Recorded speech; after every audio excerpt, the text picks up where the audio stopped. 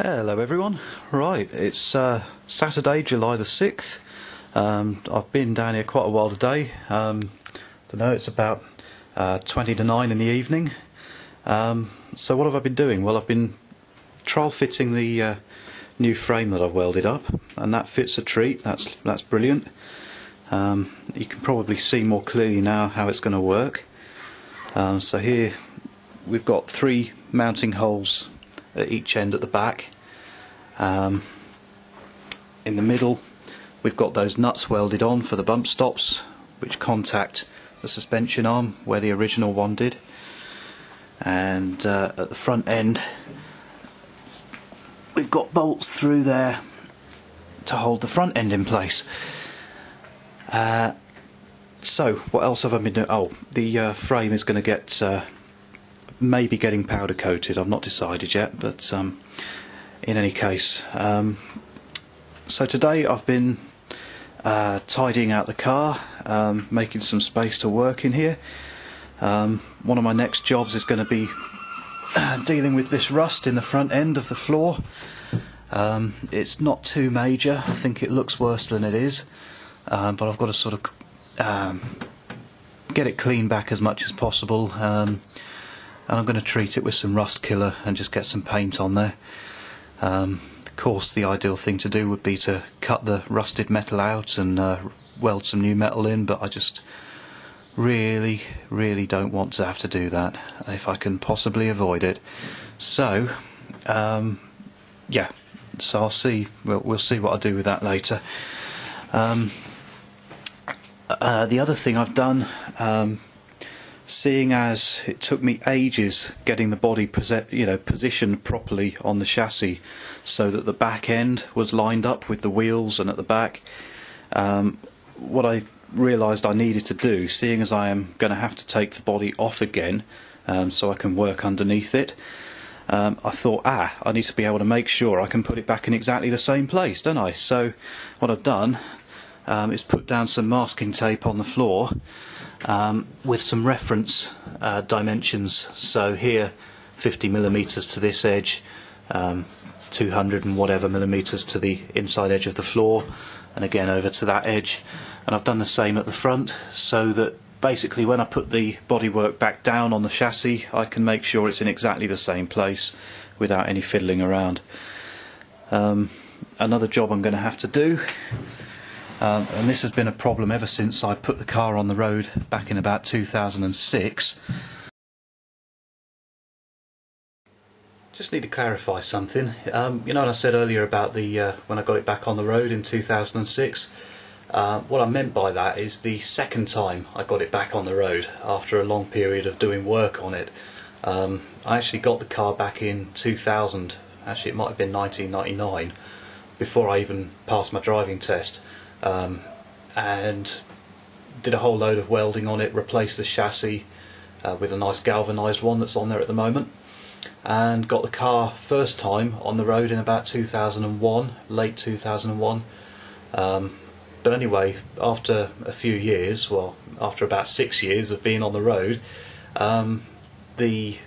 lots of parts of the bodywork had got so rusty, and a friend from the club offered me a free body shell off his old 2CV, which is why I've got this white body shell.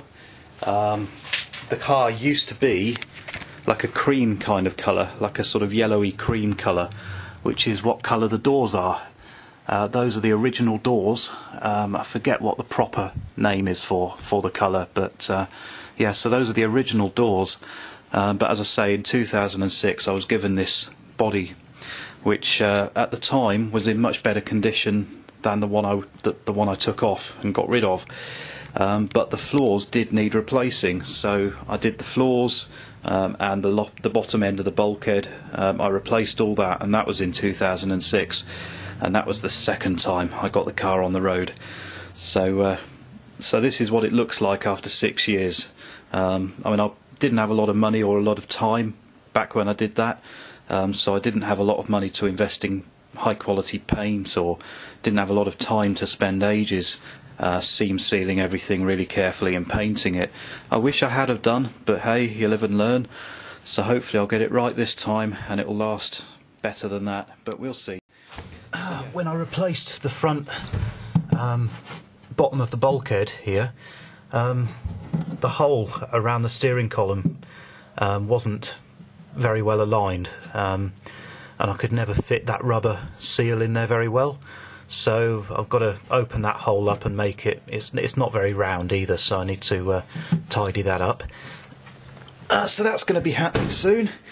The other thing I've been doing today is undoing the bolts that hold down this cross member. As you can see, it's now off the chassis. Basically, I think I'm going to do away with it. I don't think I need it on there.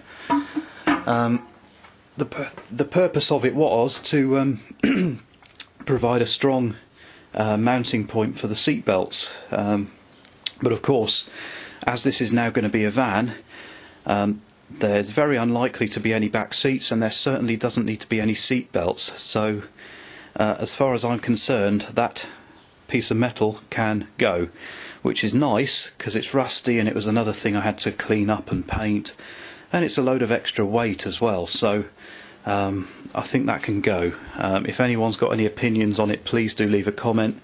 You know, if anyone's had any experience with that, but as far as I'm aware, there's no there's no need for it to be on there for safety or anything. Now there's no seat belts. So yeah, basically I've got to get the frame painted, either powder coated or painted, sort the rusty floors out, so I'm going to have to flip the body over and treat the front underneath as well.